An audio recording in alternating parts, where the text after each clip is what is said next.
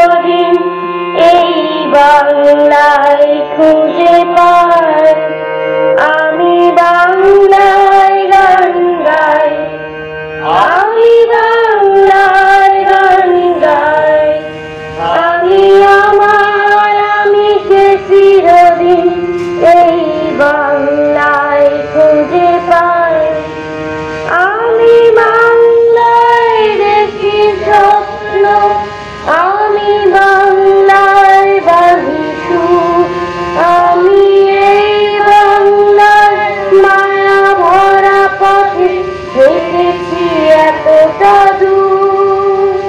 বাংলায় আমার জীবনানন্দ, বাংলা প্রাণের সুর। আমি একবার দেখি, বারবার দেখি, দেখি বাংলার মুখ। বাংলায় আমার জীবনানন্দ, বাংলা প্রাণের সুর। আমি একবার দেখি, বারবার দেখি, দেখি বাংলার মুখ।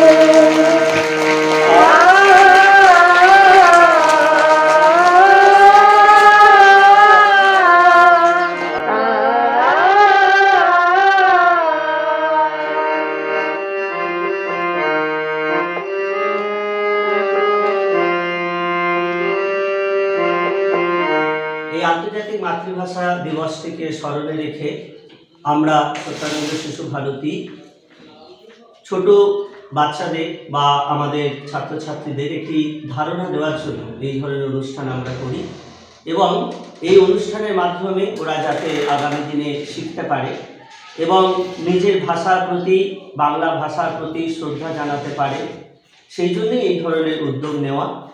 আজকে বিদ্যালয়ের আমাদের বিশিষ্ট জনেরা, অর্থাৎ এই বিদ্যালয় যারা পরিচালনা করেন, যাদের বিদ্যালয়টি অর্থাৎ দুবরাজপুর নাগরিক সমিতি, তাদের বিশিষ্ট পদাধিকারীরা উপস্থিত ছিলেন বহু অভিভাবক অভিভাবিকা। দুবরাজপুর থানা আমাদের দারুণভাবে সহযোগিতা করেছে, কারণ আমাদের ছোট সন্তানদের যাতে তারা সুষ্ঠুভাবে এই প্রভাতটি করতে পারে সেই জন্য ভীষণ সহযোগিতা করেছে। এবং সর্বশেষে আমাদের বিদ্যালয়ে এসে আন্তর্জাতিক মাতৃভাষা দিবস সম্পর্কে দু চার কথা বলা হয়, একটা প্রাথমিক ধারণা দেওয়ার চেষ্টা করা হয় এবং সত্যানন্দ শিশু ভারতী বিদ্যালয়ের যে বাৎসরিক ম্যাগাজিন সেই সৃষ্টি অর্থাৎ বিদ্যালয় পত্রিকা সেটি প্রকাশিত হয়, প্রকাশ করেন নাগরিক সমিতির বিশিষ্ট জনেরা, প্রাক্তন শিক্ষিকা, শিক্ষক প্রভৃতি ব্যক্তিবর্গ বিশিষ্ট। এবং সবশেষে আপনারা জানেন যে সদ্য প্রয়াত বিশিষ্ট সঙ্গীত শিল্পী প্রতুল মুখোপাধ্যায়ের যে কালজয়ী গান আমি বাংলায় গান গাই, সেই গানটির মাধ্যমে আজকের এই আন্তর্জাতিক মাতৃভাষা দিবস সমাপ্ত হয়। নমস্কার, আমি নূপুর চক্রবর্তী, সত্যানন্দ শিশু ভারতীর অধ্যক্ষ।